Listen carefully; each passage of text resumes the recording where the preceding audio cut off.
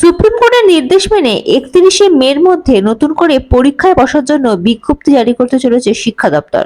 মুখ্যমন্ত্রী জানান, এর পাশাপাশি সকলের চাকরি রক্ষার জন্য আইনি লড়াই জারি রাখবে সরকার।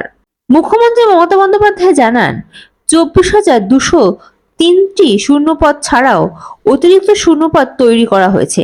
11,517টি অতিরিক্ত শূন্যপদ তৈরি হয়েছে নবম দশমের শিক্ষকদের জন্য। এই নিয়ে রাজ্য বিধানসভার বিরোধী দলনেতা শুভেন্দু অধিকারী বলেন, মুখ্যমন্ত্রী মমতা বন্দ্যোপাধ্যায় অতিরিক্ত শূন্যপদ বাড়াতে পারবেন না করতে। সুপ্রিম কোর্টের ডাইরেকশন আছে 16 সালের ভ্যাকেন্সির উপরে।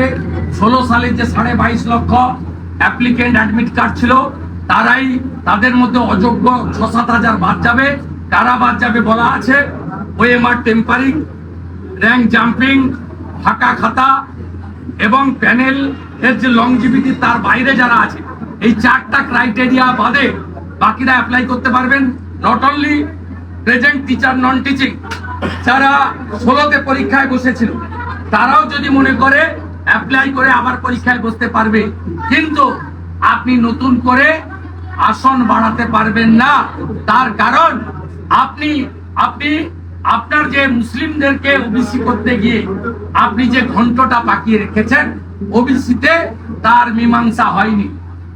আপনি অবৈধভাবে 111টা কমিউনিটিকে ওবিসি তালিকায় ঢুকিয়েছেন, যার মধ্যে 107টা হচ্ছে মুসলিম কমিউনিটি, যা হাইকোর্টের ডিভিশন বেঞ্চ বাতিল করেছে। সুপ্রিম কোর্টে পেন্ডিং আছে, 15ই জুলাই আবার ডেট আছে। আপনার কোনো ক্ষমতা নেই 100 পয়েন্ট রোস্টার মানার। আপনি তো ভর্তি করতে পারছেন না। উচ্চ মাধ্যমিকের রেজাল্ট 7ই মে বেরিয়েছে, আজকে 27 মে, 21 দিন অতিবাহিত। আপনি কোন স্কুলে কলেজে ভর্তির বিজ্ঞপ্তি দিতে পারছেন না, কারণ সেখানে ওবিসি 17% যে রিজার্ভেশন, সেটা ডিক্লেয়ার করতে হবে।